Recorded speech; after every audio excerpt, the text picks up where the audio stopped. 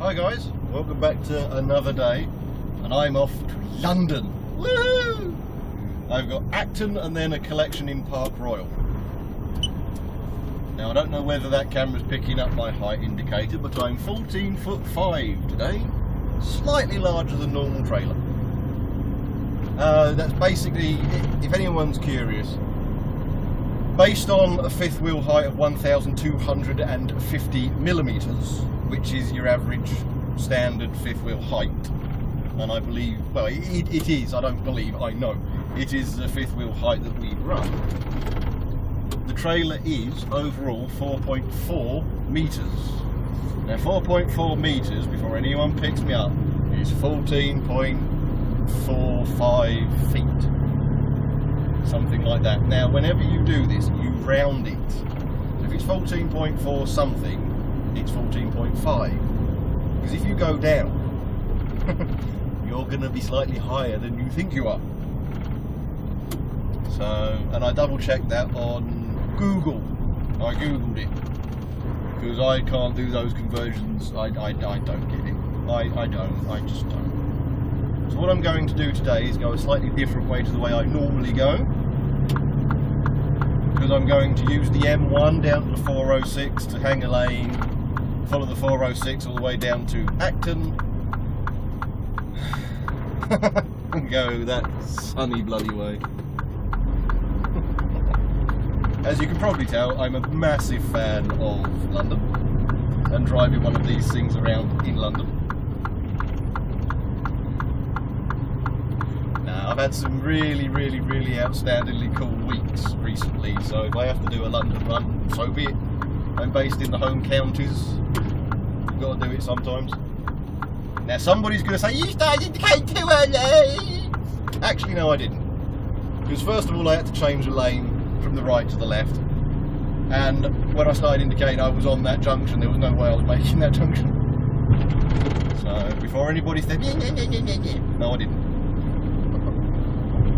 And what a wonderful start to the day it was. There's some new agency guys coming on site. Other agency guys have left, got other jobs, whatever.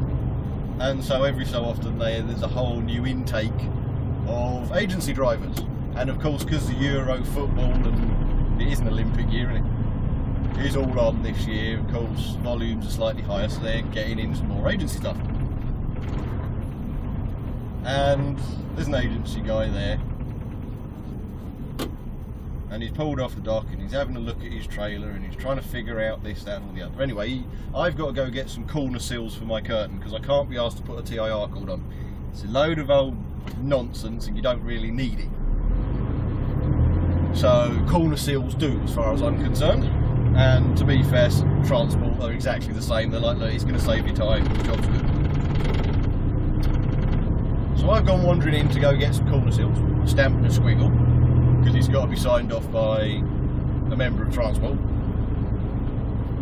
And this guy I'm parked up in the trailer bays, he's just rolled forward off of dock, he's just in front of me. So he's gone wandering in, and I'm standing there waiting, and he's like, half the lights on my trailer don't work. So the first thing transport says, have you checked the fuses? Because on the axles you've got trips and you just push them back in. My argument with that is if something's tripped it, try and find out what tripped it, because yes, you can push it back in, but how long before it trips again? So no, haven't looked at those. Fair enough. Now that's perfectly fine. You probably don't know where they are, so no worries on that score. So he's gone out, he's waddled out to have a shufty, so he's having a look at the fuses, at the trips. And I'm putting the corner seals on, everything like that. I've got back to my unit, he's still there looking at the trips. Now it's bloody obvious to find out if something's tripped, because all of them are about 5mm out, a trip one is about 10mm out. So you can see it almost instantaneously. So I've got there and he's fiddling and fighting about with the junction boxes, or the switches and all that kind of stuff, not the actual trips. So I've had a quick look and I've said, no, your trips are fine, everything's okie dokie. So I've gone to the Mavis rail, moved the Mavis rail, and wiggled about with the electrical line. And the lights have come back on. Now, does anybody want to tell me what that means? Well, it actually means that the electrical line is knackered. Because if you can wiggle it, it comes back, it's the electrical line. It could be the socket, but there is a strong possibility it's the electrical line. And so I've had a look at it, and it looks, it's worn, but it's still pretty good nick. And I've had a look at the socket, that seems perfectly fine. And then my brain's gone, ooh, I wonder, and I've traced the line all the way back to where it connects to the unit, and the socket is smashed to bilio. The guy's done his walk around checks and missed an electrical socket, smashed absolute knackers. So I've said, look, chances are it's the electrical line, and look at that socket. You need to get that fixed. Oh, yeah, okay. Yeah, okay. Yeah, you need to go and defect it. By this point in time, one of the shunters in the yard, well, member of transport has radioed the shunters to get one of them to come over to test with their electrical line to see whether it's a fault with the trailer or the line. Easiest way of testing it. Well, he's come wandering over, and he's looked at me and he's gone, oh, for God's sake, defecting your own unit's not good enough for you. Yes, I do tend to defect quite a lot. But we're having a look, and I've explained this and said that, and the shunter's looked at me and he's gone, yeah, you got it spot on.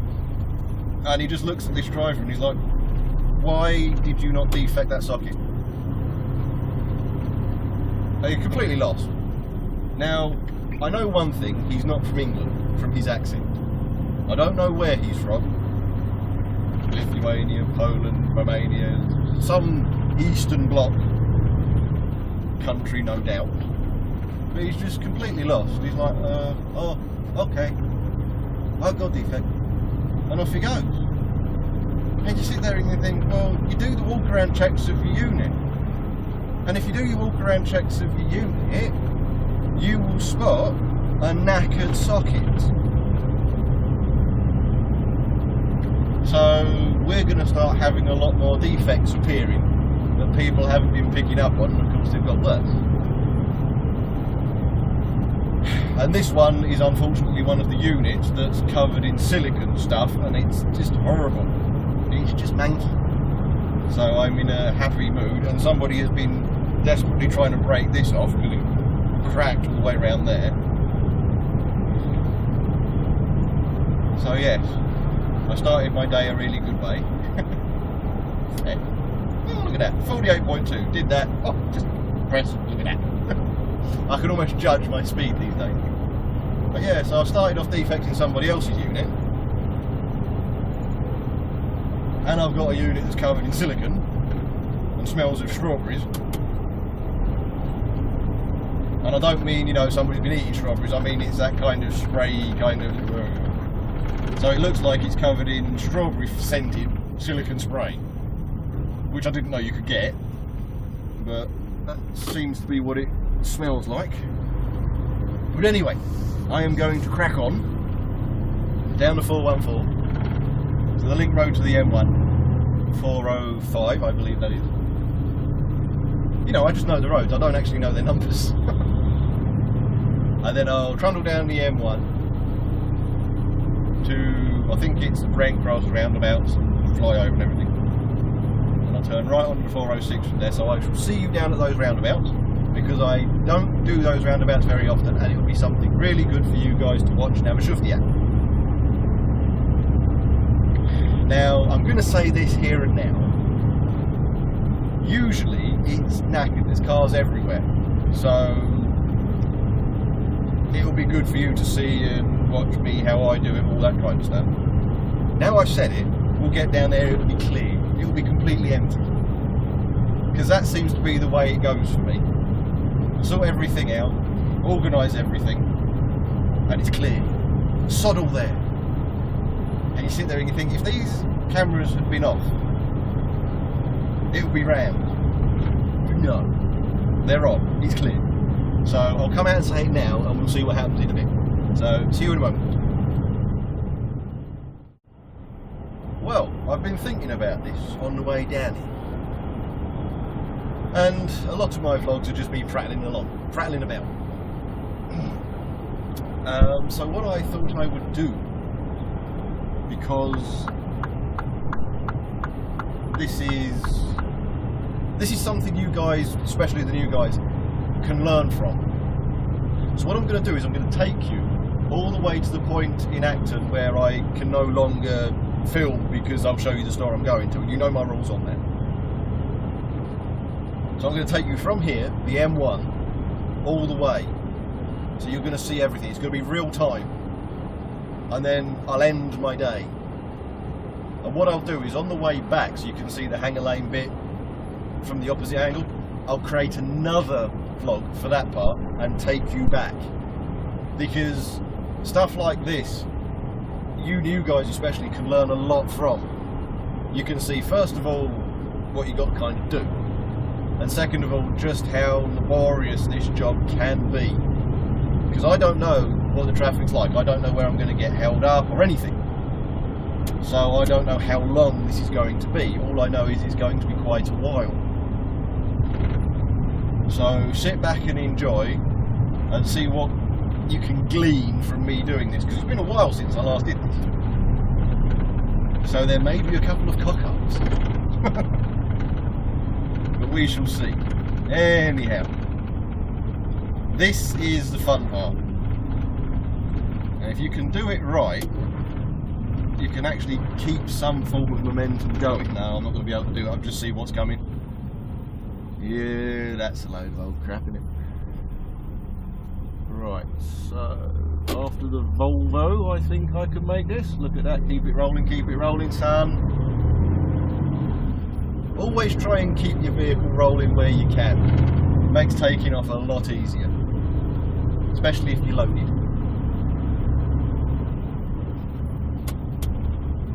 Now, lane discipline is always a good idea in this situation. Now, like I said, it's been a while since I last did this. Right, this is good. So you've got your arrows on your floor, plus you've got your signs, as you can see. Now, what's coming up down here, you've got to be very careful of, because you've got to try to command the road, because you're going to need the room. But you've also got to remember that I can't command all of this space. I can't command all of this, because there's 3 lanes. So what's going to happen is, even if I sit across that lane, I didn't realise the Range Rover was going to follow me on that one. Even if I sit across that lane, people are going to go into the 3rd lane and get round me. So what I've got to do is I've got to move myself out onto the line, and I have to defend this.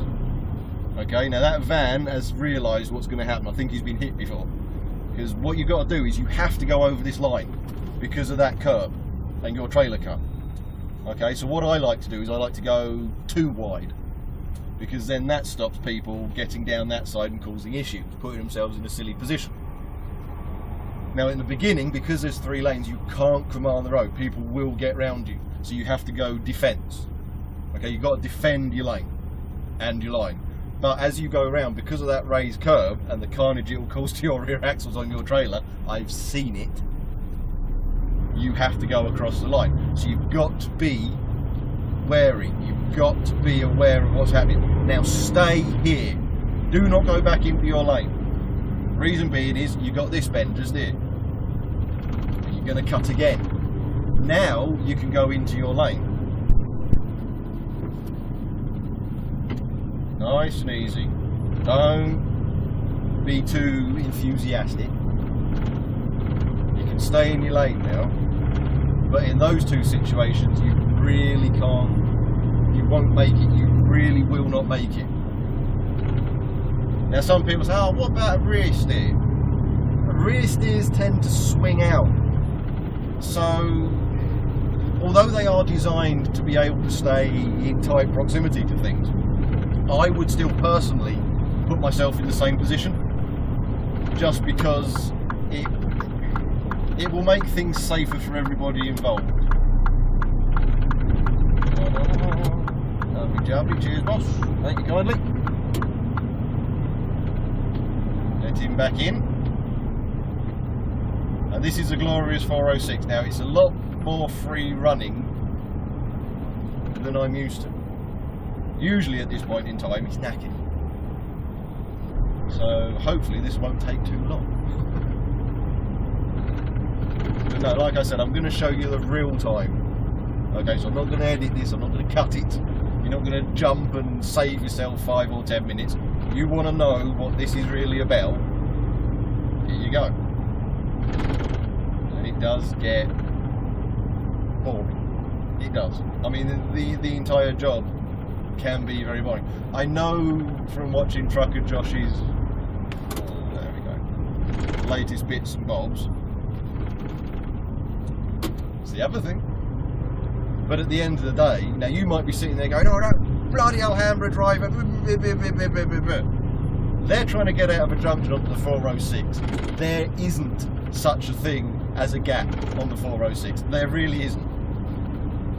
So, yes, okay, they went, I had to slow down, but they've got to go at some point.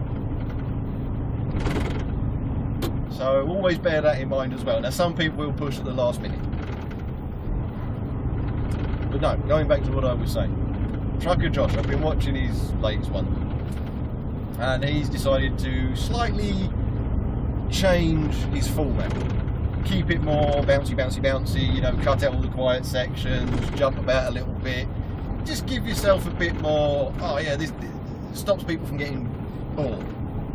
Which is perfectly fine. I mean, he's more on the follow his life in its entirety rather than just driving. I mean, his entire vlogging is him.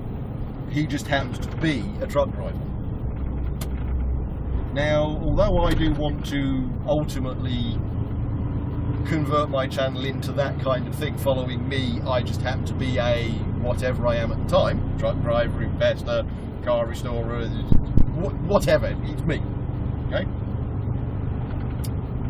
At the moment, I'm trying to bring you guys, new guys, the realities of doing this job, whatever those realities may be. I can't, whatever those realities may be. And if that means a bit of real time here and there, especially in situations like this, so be it. If you don't want to continue watching, perfectly fine. I mean, if you're not really interested in this, then fine. But I know I've got a lot of truck sim players watch me, a lot of people who want to be truck drivers watching me. And you are curious, the reason you're watching me primarily is you are curious about what this life involves, about what it entails. Now for the experienced guys, this is going to be really boring. It's just going to be dull. It's like, yeah, we know. Why do I want to watch you doing what I've spent my day doing? Which is fine. But this, when I do this real-time stuff, like going through Cambridge, for example, it's not for the experienced guys. I know I've got quite a few who watch me, just in case there's, you know, I cover something that they're a bit curious about, like the POA thing and all that stuff. But the new guys who want to really give this a wallop, well, this is the realities of it. Whether you like it or whether you don't. Whether you think, oh, it's just going to be a long, drawn-out, boring one. You want to be a truck driver. Nice accent. You want to be a truck driver. This is it. I mean, remember, you're going to watch this, and it's going to be 20, 30 minutes long. Fine, perfect. My day today is going to be probably about 10 hours. If you're going to get bored within a 30-minute segment of real time, don't become a truck driver. Because you're getting bored within 30 minutes. You know, I've got the rest of the day to go. I could go back and get sent out again. I've got, well, at this time of day, I've got rush hour to deal with in this area. Now, you're quite lucky at the moment. Like I said, I turn these cameras on, everything's empty and free-flowing. Now, a lot of experienced guys will be looking at this going, damn, there's usually a queue all the way back. okay, we're starting to hit it now. But usually I've been in the queue for quite some considerable time by this point in time. There we go, I'll let him in front. Now, this is where the real time's going to get dull. And I'm not going to cut this out. Because like I've said, if you want to do this job, you can't get bored within 30 minutes. Now, one thing to do in this situation, that's an industrial estate. In actual fact, that industrial estate back there is where I'm heading, roughly. It's a little bit that way, but it's that industrial estate. That is, like I said, an industrial estate. There are a lot of trucks. Okay? So what I tend to do, now there's nothing coming, but you've seen me in traffic before now, I tend to just back off and let everything kind of move so I can keep going. But I always keep a gap when I do this, for the simple fact that people can just go in, nobody has to stop. You do get the odd bolshy one who'll try and make you stop, but I set my speed in this situation, maybe, well, I'm doing 7 at the moment, 7 miles an hour at the moment, and I stay at this speed until I have to stop because of the traffic in front of me. And so if somebody wants to get bolshy, fine, I'm staying at this speed. They soon realise, they soon figure it out. Now, in this situation, what do you think is your primary concern? Now, I know a lot of people are going to be, oh, well, that white BMW and the Audi that didn't indicate and change lanes. Nope, that really isn't your primary concern. Cars joining from there, pedestrians, cyclists. You're close on the cyclists. Most push bikers do not ride on the 406. Well, not the ones with a brain cell. They tend to stay on the pavement. Motorbikers. Okay? Specifically, courier motorbikes. Remember, we're on the 406. We are in London. Courier motorbikes are everywhere. No ifs, no buts, no maybes. They are everywhere. And they're a special breed. They really are. They are yeah. They will put themselves anywhere. They don't care. And a lot of people, some couriers may be watching me at the moment, or ex-motorbike couriers may be watching me at the moment going, yeah, well, we've got a job to do.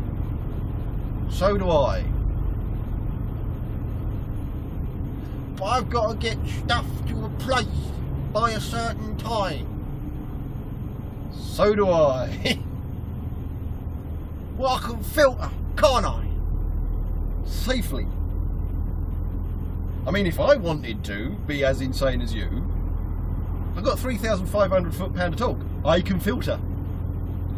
Cars might get a bit mangled, but I can do it. But yes, this is the thing you have to watch out for. And I don't mean people changing lanes. You've got to watch out for that on dual carriageways anyway. But you get stuck in traffic, and hanger lane is genius for that. And motorbikes. Lots and lots of lovely courier motorbikes specifically. Because there's a lot of motorbikes that aren't couriers that do tend to ride relatively sanely in these situations. But you've always got to be aware of what's around. Now, one thing you might want to do, and don't do this with your aircon on because you'll knacker it. One thing you might want to do is crack a window so as you can hear better. Now, at the moment, I've got my aircon going, trying to keep the temperature down, and I've got it blowing slow enough so as you can't hear the fan going, because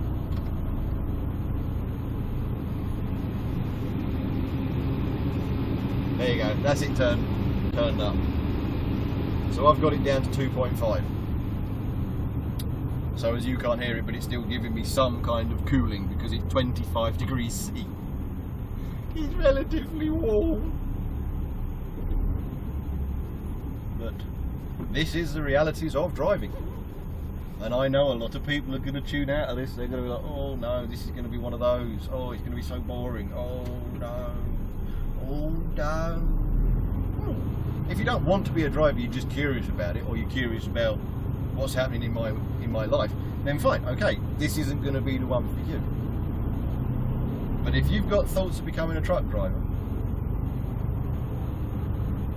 that's the reason I'm doing this, and I will do this every so often.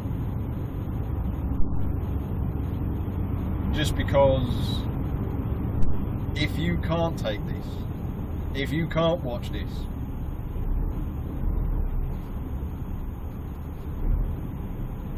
then maybe this life isn't for you. Because that's a horrible situation to find yourself in. Remember, you become a class 1 guy and get a relatively decent job, or land in an agency with a good contract, you're earning decent money. Okay, if you've gone from shelf stacking, for example, at what, 17 grand a year-ish, then you're going to find yourself on a 30 to 40 grand job doing this. And if once you get that kind of income, after about 6 months, you realise, well, this is really boring, oh, I can't do this, there's not many places you can step to match that income. So it's probably better and easier for you to find out now watching this kind of thing than later on. Now here we have quite an interesting bit of hanger lane, because you've got to go on the defend your line again. Not as bad, and you've got to watch out for people changing lanes without indicating with a cop car directly behind them. It's not as bad. Now I want the 406 carrying straight on, so I'm going to slowly go into this lane. I mean, even if I floor it, I don't really have too much takeoff on loading. So I'm just going to let everything kind of do what it wants to do in front of me, make the green. The reason I put myself in that lane is because those two go into one, and that causes carnage, and that bus stop is sunk. So there is enough room if a bus decides to stop. Take note of these speed limits. This section of the 406 is 30 miles an hour, and these bastard things they're not fake, they're not for show. They work 24 hours a day, 7 days a week. I've seen a lot of people getting caught by them. Now obviously it's busy. No, I thought she was just going to go. Obviously this is busy down here. So do you want to trundle along about 30? No. No. It's absolutely pointless. Because if you're trundling along at 30, when you get to this section where it goes down, there's a speed camera down here. Okay, so a real bastard of a one, especially if you're a truck driver. Because I've got to go downhill, as you can see, and I'm loaded. And what do you spy at the bottom of this hill? Speed camera. So as a truck driver driving a loaded vehicle, this section of the road is exceptionally easy to get caught out by speed cameras, because you're loaded and you're going downhill. There is only one thing your rig is going to do in that situation, and that's pick up speed. So you've got to bear that in mind. Okay, now I'm not trying to break the law and give away positions of speed cameras. That's not what this is about. This is demonstrating very well-known speed cameras. And obviously speed plus traffic light cameras are these ones. For people who don't know this area or don't know the kind of things they're going to encounter as truck drivers. Now, the last time I came down here, and I don't think anything's changed, these two lanes go into one lane further up. You've got two types of people that deal with this. You've got the I'm going to floor it from the lights and I'm going to keep it floored. And then you've got the I'm just going to take off stay calm, let everything go past me, and maintain a constant speed. Now, just over that bridge, and this has always annoyed me, there is a traffic light controlled junction and a pedestrian crossing. And so what tends to happen is I stay calm, I just take off, I let the cars do whatever they feel like. But if those traffic lights change and there's enough vehicles in front of me, all of a sudden I'm now stop, start, stop, start, stop, start as that lane disappears. Now there is a lot of room here, so I'm going to indicate move over, that's it. Okay, it's dealt with, it's done. Now the van driver is 3 truck lengths behind me, so I'm not affecting anybody by doing that. Now some people might want to pick me up in a second, if they know this area. There is a 7.5 ton limit sign on this junction, but it's flat to the junction. Okay, it's not like this, it's like that. Does anybody know why it's like that? Okay, you can't see it, it's that black thing, that's a 7.5 ton restriction. Does anybody know why it's like that and why I'm doing this? If that 7.5 ton sign is there. It's to prevent trucks coming out of there and going straight across the main road. It is not to stop me using this to cut across to go down there. If it was, there'd be one facing me as well. Because they don't want me turning left at that junction. Okay? Now I've had this argument with a number of people. The only way that is enforceable to me, coming from my direction, is if it is visible to me. You saw that black lamppost with that 7.5 ton lamppost, yeah? That pole, that sign. You could not see it. Yeah, so there is no way you can know that that stretch of road is 7.5 ton, because it's not for me. It is to stop people at that junction going across, going round and going down. Okay, it's to stop people coming from the opposite direction and turning right and going back on themselves, because that will cause carnage on that section of road, and they want to avoid it, especially given the junction just before it coming in the opposite direction. So there's a little tip for you. Yes, it does have a 7.5 ton limit on it, and it doesn't say except for access, because you're not allowed to turn right there. But coming from the other direction, you can't see that limit sign. It is not applicable to you. Any sign that is applicable to you, you will see. Okay? It will be visible to you. It will not be hidden. Because if it is hidden or it is not visible to you, it's not enforceable. They can't enforce it. Because there's no way you can know. Do you see what I mean? So that's a little trick for you, because I know a few people who go to those lights, have to swing wide, block everything to try and turn left, and it just makes their life so much harder. Yes, they know there's a 7.5 ton weight limit sign there, but it's to stop people in these things turning right into there. Oh, goody gumdrops. Now this is the other thing when you come down here. First of all, the bikes can use that lane, the bus lane. Second of all, you've got a lot of pedestrians. Now some people will be saying, well, why, you know, that bus lane is only certain times of the day. Why aren't you using it? Trust me, down this road, when they run out, nobody, and I mean nobody, lets you back in.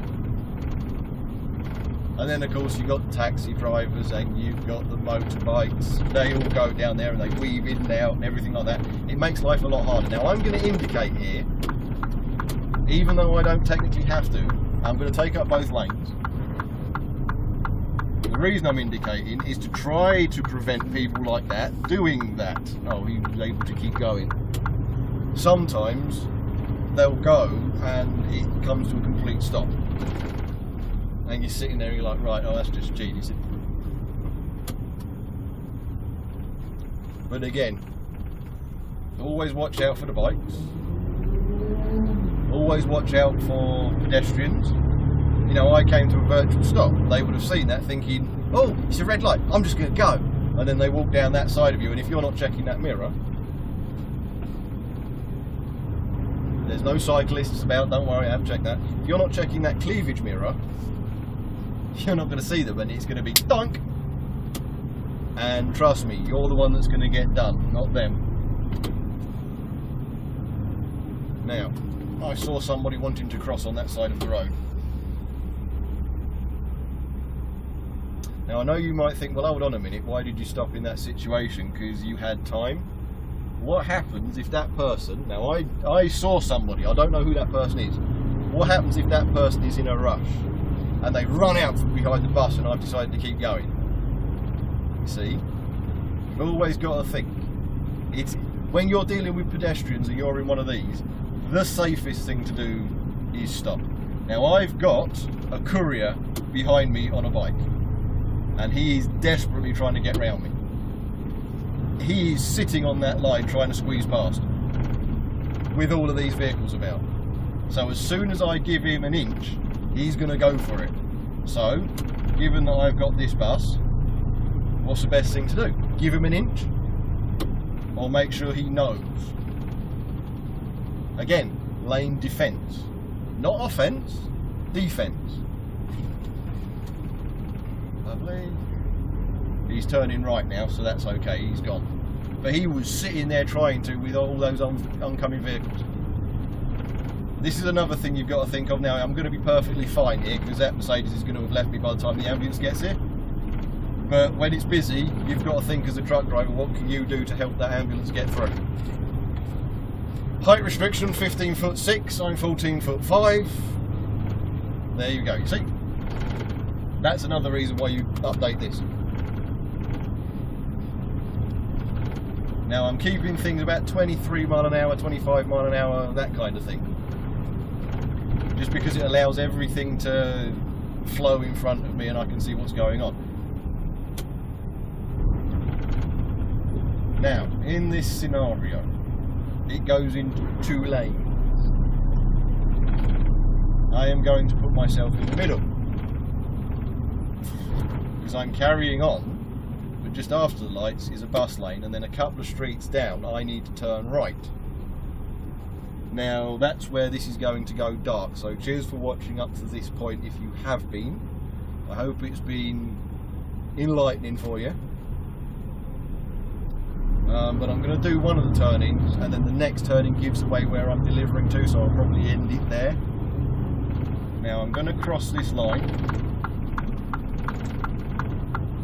so I indicate just in case there is a courier biker behind me.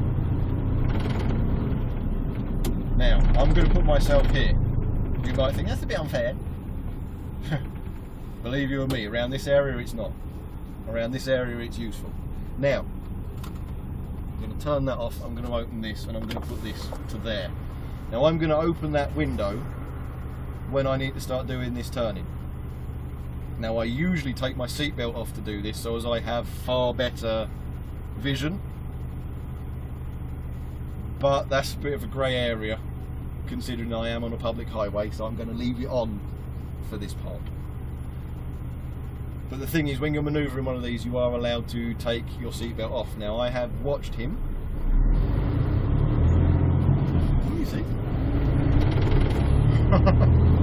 Even though I'm changing the camera, I can still see cyclists. It's kind of just a sixth sense with me. I've been doing these kind of runs so long now. But yes, I've got to be aware. Curricle Street is where I'm delivering to. Now he's going to turn the wrong way down that one-way street. Oh no, he's turning round. Oh, he's not going down it, but he's turning round. Now, after these lights, I need to make where that van's gone. And somebody's trying to reverse out.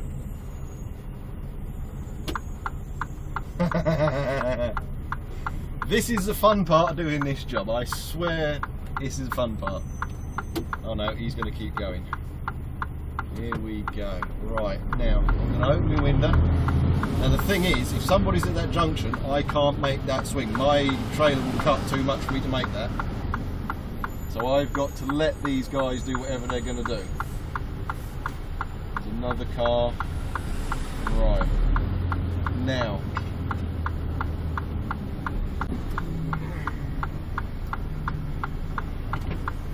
Bus is letting me go.